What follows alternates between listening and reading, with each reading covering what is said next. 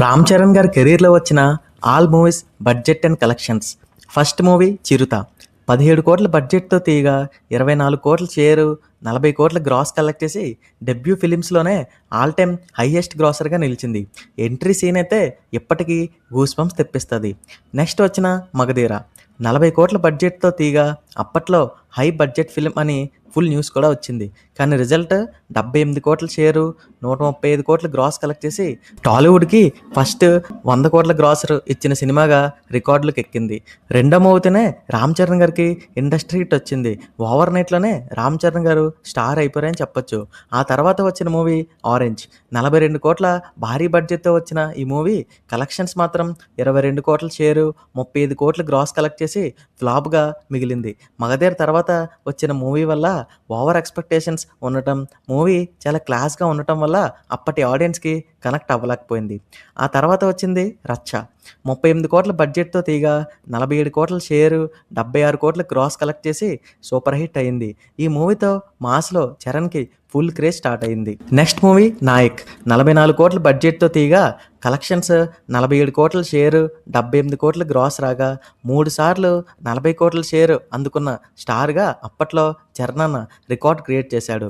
ఆ తర్వాత బాలీవుడ్లో ఎంట్రీ తుఫాన్ అండ్ జంజీర్ మూవీతో 60 కోట్ల బడ్జెట్ కానీ ఫైనల్గా 12 కోట్ల షేరు, 18 కోట్ల గ్రాస్ కలెక్ట్ చేసి కెరీర్లోనే బిగ్గెస్ట్ డిజాస్టర్ ఫస్ట్ టైం అందుకున్నాడు మన రామ్ చరణ్. ఇంకా బాలీవుడ్ వాళ్ళైతే వుడెన్ ఫేస్ అని ట్రోల్స్ కూడా చేశారు. ఆ నెక్స్ట్ వచ్చిన మూవీ ఎవడు 40 కోట్ల బడ్జెట్తో బరిలోకి దిగగా 47 కోట్ల షేరు, 78 కోట్ల గ్రాస్ కలెక్ట్ చేసి మళ్ళీ 40 కోట్ల షేర్ క్లబ్లో ఎంట్రీ ఇచ్చి ఫైనల్గా మరో సూపర్ హిట్ తన ఖాతాలో వేసుకున్నాడు.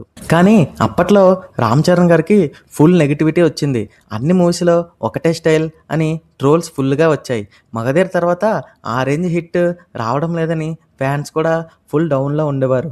అప్పుడు కాస్త రూట్ మార్చి ఫ్యామిలీ సైడ్ వెళ్ళాడు. గోవిందుడు అందరూ వాడలే మూవీ అప్పుడు వచ్చింది.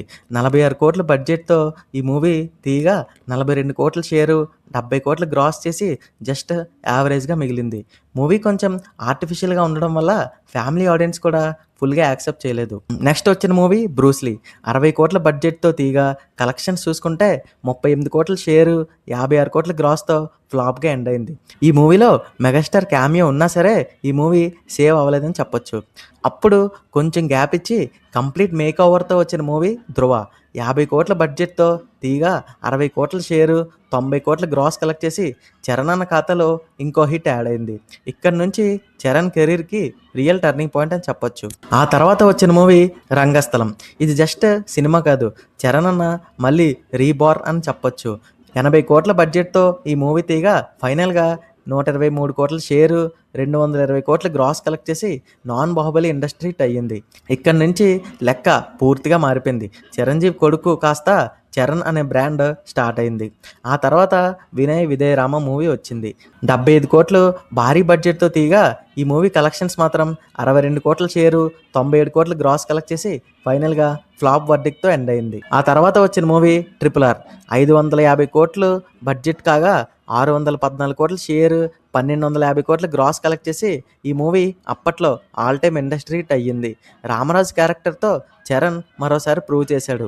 ఇండియా మొత్తమే కాకుండా వరల్డ్ వైడ్గా కూడా చరణ్కి ఆడియన్స్ ఫుల్ ఫిదా అయిపోయారు అని చెప్పొచ్చు. ఇంకా లేటెస్ట్ మూవీ రీసెంట్గా వచ్చిన గేమ్ చేంజర్ 168 కోట్లు భారీ బడ్జెట్తో తీయగా ఈ మూవీ ఫైనల్గా 86 కోట్ల షేరు, 150 కోట్ల గ్రాస్ కలెక్ట్ చేసి చరణ్ ఖాతాలో డిజాస్టర్గా మిగిలింది. ఈ మూవీ ఫెయిల్ అవ్వడానికి మెయిన్ రీజన్ శంకర్ సార్ అని చెప్పొచ్చు. ఈ మూవీలో శంకర్ సార్కి పైత్యం కొంచెం ఎక్కువైందని చెప్పాలి.